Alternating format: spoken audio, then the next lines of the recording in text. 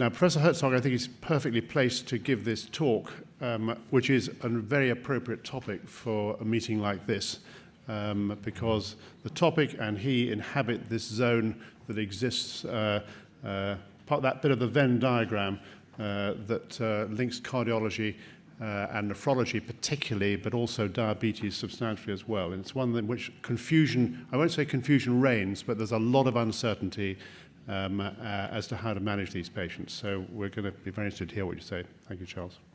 Thank you very much. It's an honor a privilege to be here. This is an updated disclosure slide since the last one was, I think, from June 2nd of 2017. And I'm going to talk about AF, CKD, and anticoagulation at the limits. And in this case, mostly the limits of knowledge. We have wonderful RCT data in the general population. We have fair quality post hoc secondary analysis data from the pivotal trials on direct oral anticoagulants. And then the information horizon, where the black hole starts, is really for CKD stages G4 and G5. And this is the dark realm of opinion-based medicine, which unfortunately I will have to talk about at the end of the lecture. So we're going to proceed from real data to reasonable data to no data.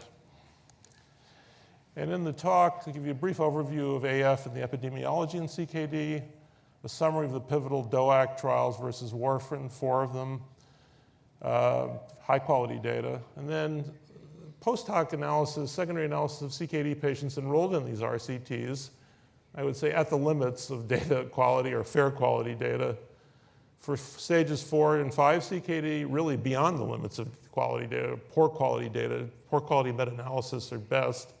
And then the last part, in the black hole itself, the agony and the ecstasy of opinion-based medicine recommendations, at least from my perspective, what would I do in the clinic if I'm actually talking to a patient. There are many reasons why patients with CKD develop atrial fibrillation. This is a short list. They tend to be elderly, they have heart failure, left ventricular hypertrophy, left atrial enlargement with stasis, inflammation, sympathetic activation, particularly patients with sleep apnea, myocardial fibrosis, and then activation of the RAS system. There are a number of studies reporting on the prevalence or incidence of atrial fibrillation in CKD, and the numbers are sort of all over the map depending on what the ascertainment mechanism was. Using administrative data tends to be a little lower. My read on this, probably the best, are from Crick and Eric, and I would put the prevalence in around 15 to 20% based on whether the patients have proteinuria or not, and what their GFR range actually is.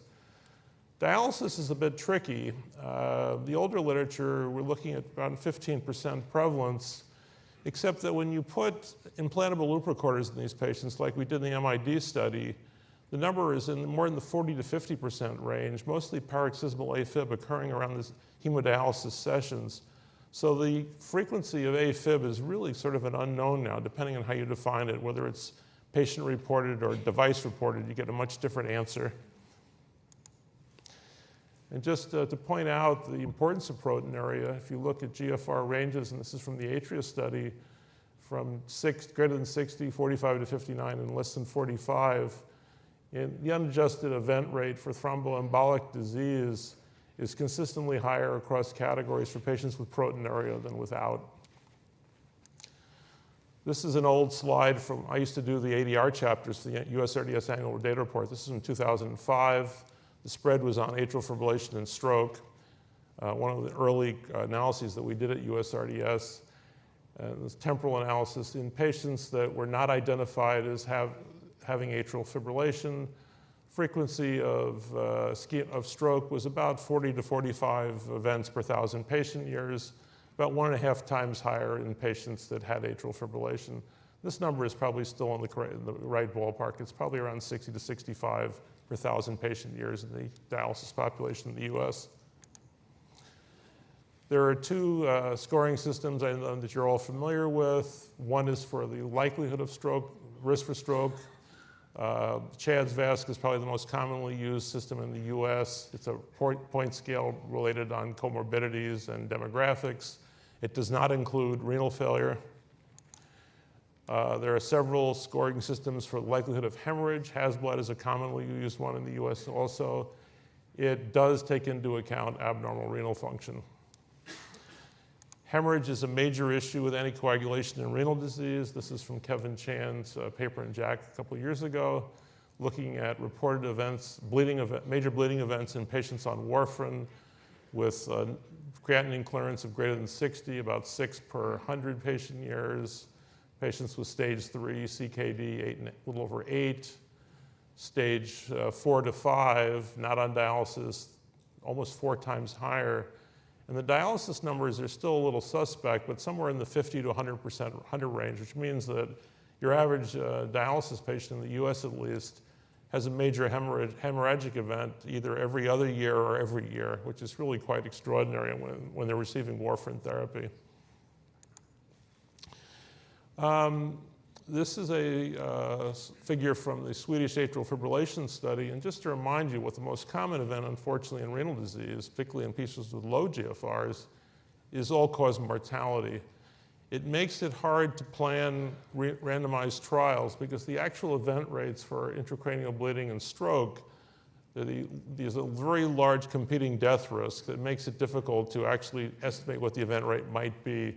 So you have to take into account competing death risks to understand what the actual risk is of these other non-fatal events. So to briefly summarize the pivotal RCTs, very nice paper that was published by Ruff in the Lancet 4 years ago. 4 very large trials, dabigatran versus warfarin, apixaban, edoxaban, and rivaroxaban. And just to look at the combined group, over 40,000 patients received a direct oral anticoagulant, or NOAC as we used to refer to them in those days, or a little over less than 30,000 received warfarin. A little less than a quarter of the patients had paroxysmal AFib, high risk for ischemic stroke, high CHAD scores. And in this group, a little less than 20% of the patients had an estimated creatinine clearance of less than 50. So in the 4 pivotal trials, about 20% probably had stage 3 CKD. If you look at the forest plot for major outcomes, the most important one was combined for these treatments, a lower risk of having stroke, and dabigatran, perhaps the best of the bunch, although the confidence intervals do overlap. But clearly for the four, this is an effective therapy, and predominantly driven by the reduction in hemorrhagic stroke. And consistent with this, also a significant decrease in intracranial hemorrhage. Major bleeding events, again,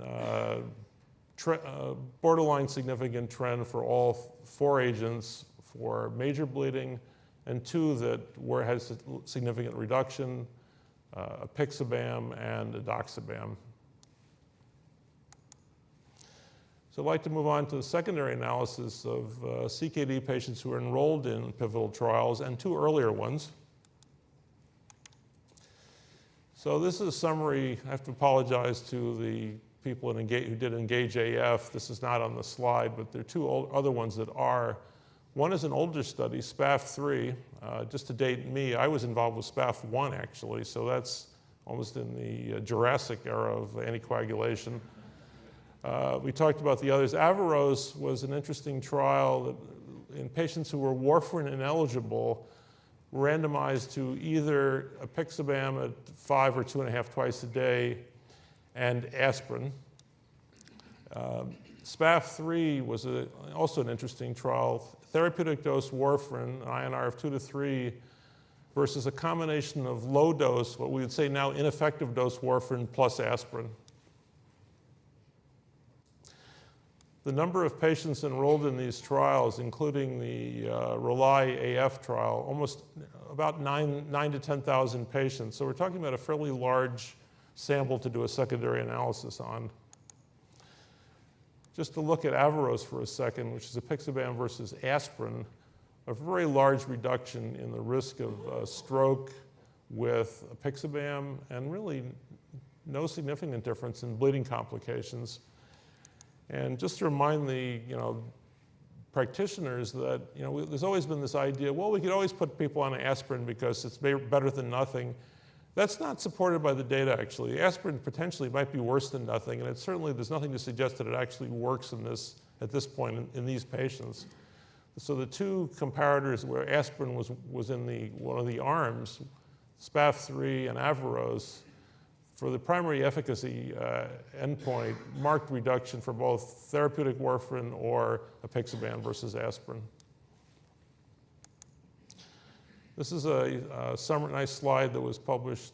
Actually, we borrowed it from Kamara and Bat from a circulation editorial that they published 2 years ago, summarizing the pivotal trials for the primary outcome of stroke or systemic embolism. All the agents, either you had non-significant trends in favor of the DOAC, or in the case of 150 milligrams of dabigatran, a reduction in the primary outcome event. And for major bleeding, as I said before, both apixaban and edoxaban showed significant reductions, also in this CKD group 2. What about dialysis patients? Well, now we're really in the middle of the black hole here. And we have to rely on observational data. This is a large study that was published by Olesen and colleagues, a Danish cohort study published about almost 6 years ago in the New England Journal of Medicine. And just to show you the event rates, in their study, the event rate for dialysis patients and people with CKD not on dialysis, we don't know what their GFRs were, but we just know that dialysis or not, pretty similar, close to 6 per 100 patient years. But the problem with this cohort study is there's actually not a lot of events and not a lot of dialysis patients. It was 901 patients. And when the paper was published, some of us were quite excited because this was almost the first indication that, well, maybe warfarin's actually a good therapy for preventing stroke. This is observational, so it clearly could be confounded, all the usual caveats. But probably the main caveat here is the sample size. There aren't a lot of patients. So even though a large hazard reduction associated with warfarin versus nothing in the Olesen study in dialysis patients, unfortunately, this is not borne out in other meta-analyses that were published subsequently, because the Olesen study is probably the only one, at least in this meta-analysis, that's on the correct side for warfarin.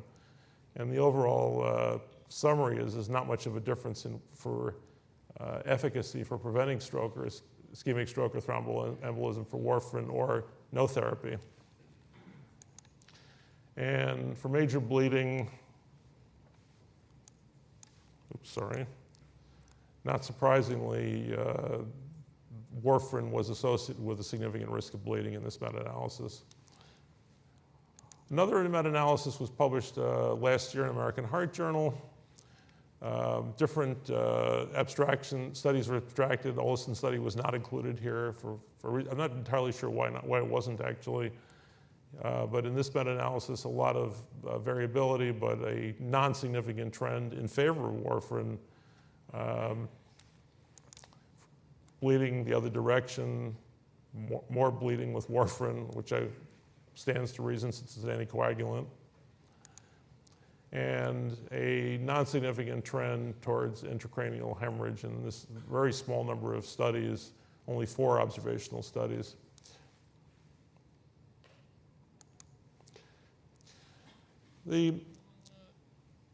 Not surprisingly, maybe it is surprising to some people that there was really no effect at all to suggest that no association to suggest that warfarin was either likely to or unlikely to be associated with all-cause mortality. So what is a doctor to do here? We actually have to talk to patients. We have to make recommendations. I mean, there are a lot of patients at our clinics who actually do have CKD and atrial fibrillation. So what do we tell them? This is a slide that I modified from a Nature Review's nephrology review that I co-authored with Bob Hart a few years ago. We added edoxaban wasn't around at that point, so the edoxaban trial was added. And this is what I actually would use in shared decision-making in the clinic setting. I think it's easier for people to look at bar graphs than to look at forest plots, but that's just my opinion. And if I were talking to one of my patients, I'd say, well, you have a lot of good choices here. You do have stage 3 CKD. If you don't, we probably shouldn't be looking at these bar graphs, but let's say you have a GFR estimated creatinine clearance between 30 and 59.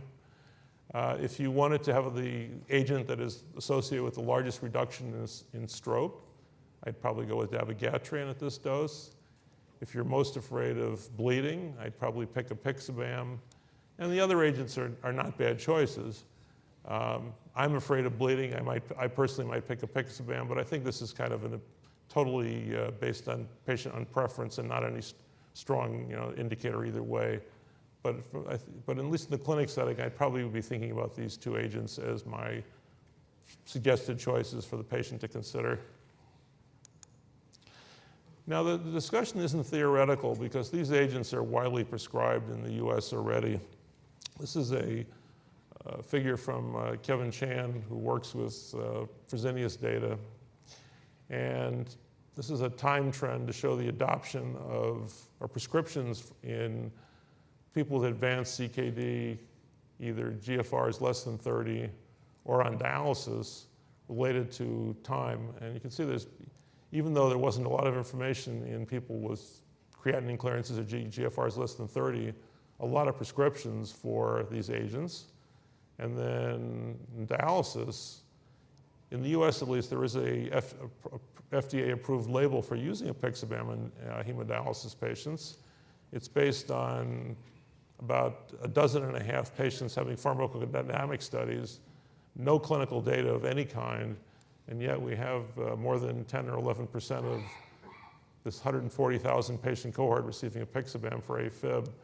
So a little bit scary because this is real clinical practice. It's a nice paper that was published by Para in Europace 3 years ago, where she surveyed clinical practice patterns for strategies for stroke prevention, which type of anticoagulation strategy, and how would you dose these patients with CKD related to GFR. And I think this is a fair summary of the state of knowledge, which is the opinions are all over the place, and I think that reflects what the quality of the data is, which we don't really have very good data. So the clinicians I think, are very accurate here in that they have a lot of opinions because there isn't a lot to support any of these opinions.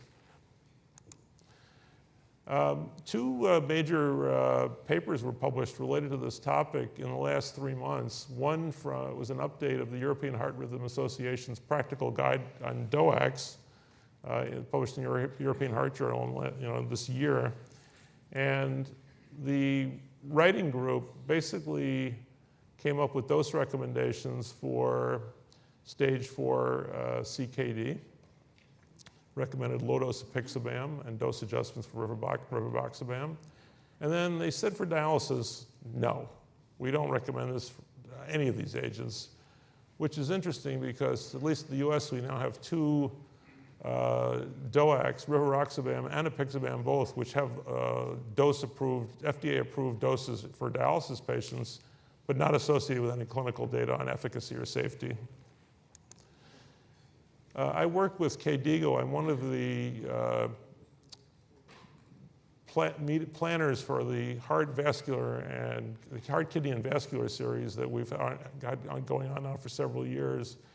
And the conference proceedings were published, from our Berlin conference, were published in the European Heart Journal about a month ago. And we took a slightly different tact on this one. First is that we really don't know if these patients should be anticoagulated at all for ones on dialysis. It really is truly an equipoise situation based on observational data and meta-analysis, and that's about it. So I'm not sure that that nothing is actually not the wrong therapy. And then for the question about DOACs, we again said, well, we're not sure, but if we're going to pick a dose, we would go with 2.5 milligrams twice a day of apixaban or 15 milligrams of rivaroxaban, but we're not telling anybody they should do this because the strength of recommendation here is very weak. and that it really would be nice if somebody would do a trial to actually see if these drugs are safe and efficacious in this population. So in summary, at the limits again, so these are the summary recommendations from the center of the black hole, truly opinion-based medicine. What would I do in the clinic? For somebody with CKD stage 3, I'd probably recommend a DOAC, but we didn't talk about when do people do better with warfarin.